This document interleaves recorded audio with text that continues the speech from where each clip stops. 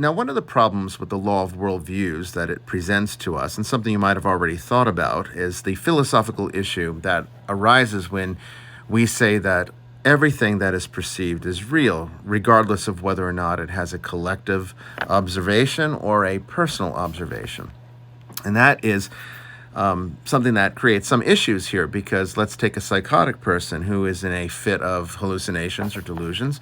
Are those experiences real? If they feel that they are Superman and they can jump off a building, is that real? And what happens when they fall flat on their face?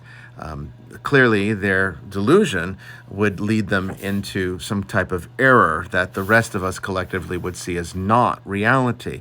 Now, this is also similar to the issue that we can sometimes find in philosophy with things of this nature, that is known as Solipsism.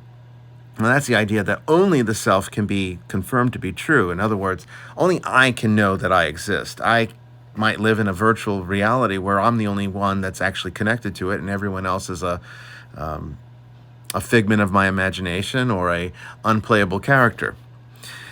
This is the issue that sometimes comes up when you start talking about the law of worldviews and how subjective reality relates to the objective unknowability.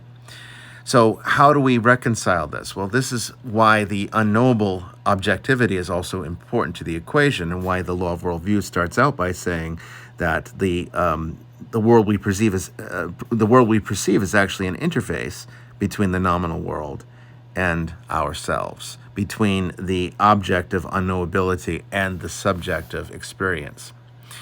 It's always a connection. It's a symbiosis. You can't have one without the other. If you just have the objective unknowability, then there is no experience, because that can't be experience.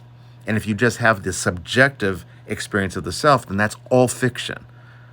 Then it's all delusional. They have to work together. So the authentic aspect of reality is always something that arises out of both of those conditions being true. The objective reality is producing it, and the subjective reality is perceiving it, and we can affect that.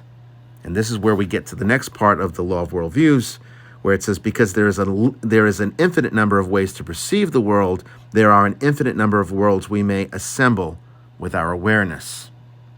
We participate in reality by experiencing reality, but that does not mean we can create fictions and call them true. We cannot create delusions and say they are real. You need objectivity for that.